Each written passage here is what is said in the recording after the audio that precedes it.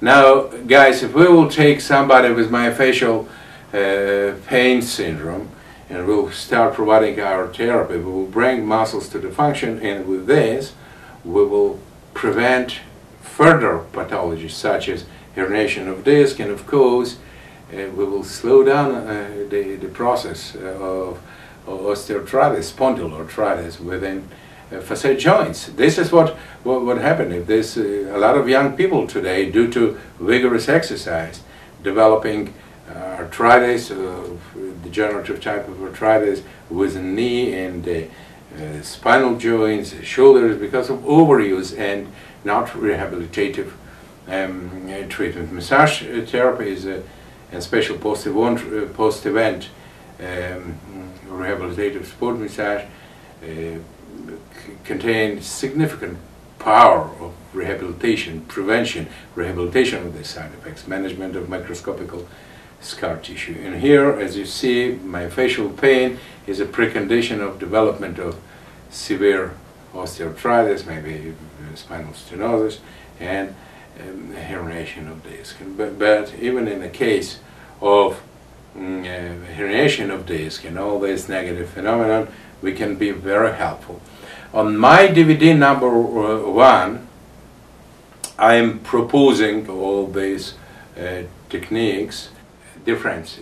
Now you will see a segment from my DVD number 1. I little bit will repeat it there. It was necessary kind of clarification, therefore I spent this time. You will view this fragment from my DVD number 1, and I will come back to you. In any case of lumbar spine disorders, given to the fact that lumbar spine have kind of lordosis, it's very important to place, as you can see, I place a pillow under stomach to avoid hyperextension. In some cases it can cause a reflectorical spasm, hyperextension. Don't forget, we will apply pressure, and we will potentially will increase a little bit the lordosis. Therefore it's important to put pillow under patient's stomach. The first step with both thumbs, kind of like you try to push away paravertebral muscles, or in circle motion, or just like this, 7-8 times from LS region. We'll work on paravertebral zones.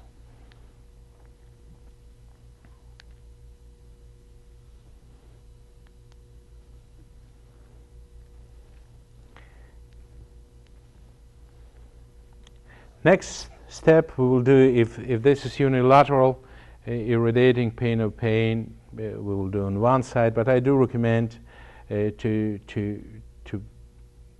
stimulate the unaffected side also. Petrosage number 1, and include glutes muscles.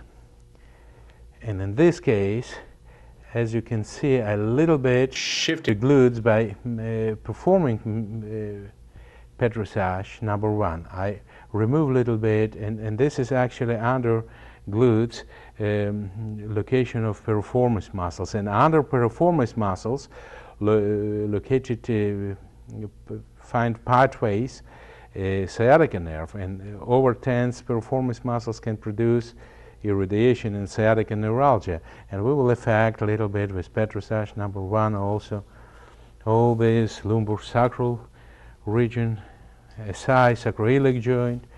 We will perform petrosage number 1, approximately 5-6 minutes. Petrosage number 2, hand after hand.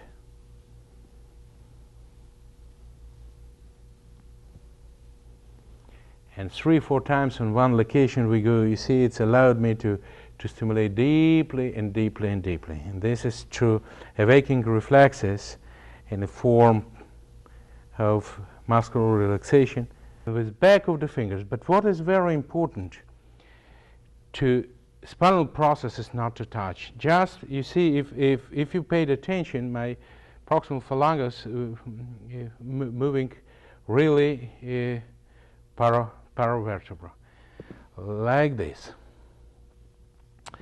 This technical approach, initial pressure have to be applied, and again, about amount of pressure you have to consult your client, yeah, like initial pressure to ask him how the pressure, and after this to proceed to not to overdo. But in any cases of disorders mentioned above, if there's herniation disc or spondylosis involvement that produce painful symptoms in lumbosacral region, venous blood accumulation is like a part of these disorders. And venous blood accumulation in this region is an additional cause of pain production. We can pretty intensive to do something like this. Yeah, but I would like to recommend, in special, if this technique's not so familiar for you, to do slowly. One step to make sure that you locate it between paravertebra, but on the right side, not on the other side, otherwise it can cause injury.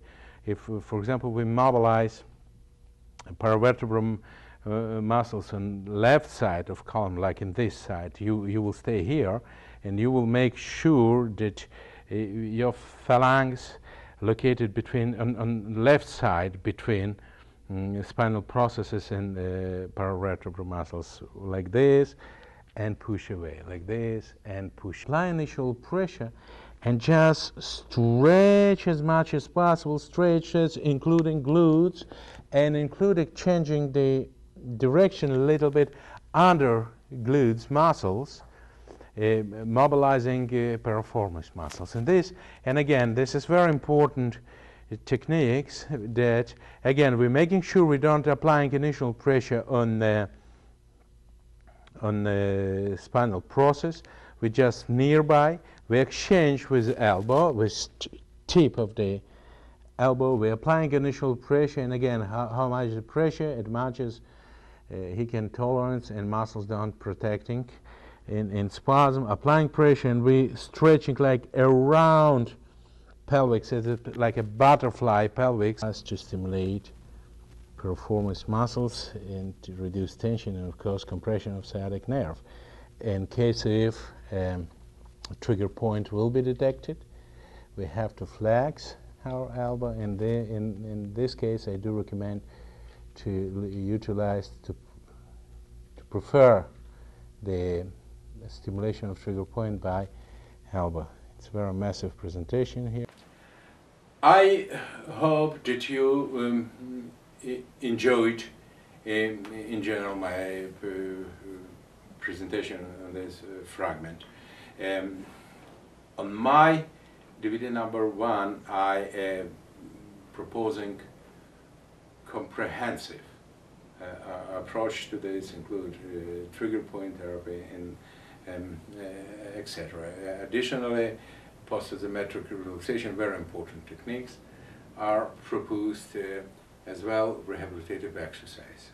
It's needed when pain sensation go down and the plus-minus alliance fascia and muscles is normalized. It is very important to implement exercise to build up a little bit muscle mass and to sustain a normal resting tonus.